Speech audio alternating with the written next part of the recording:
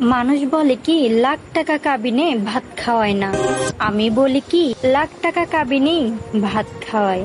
কেননা কিছু কুলাঙ্গার আছে যারা কিনা নষ্ট মেয়েদের জন্য ঘরের বউকে ছেড়ে দিতে চায়।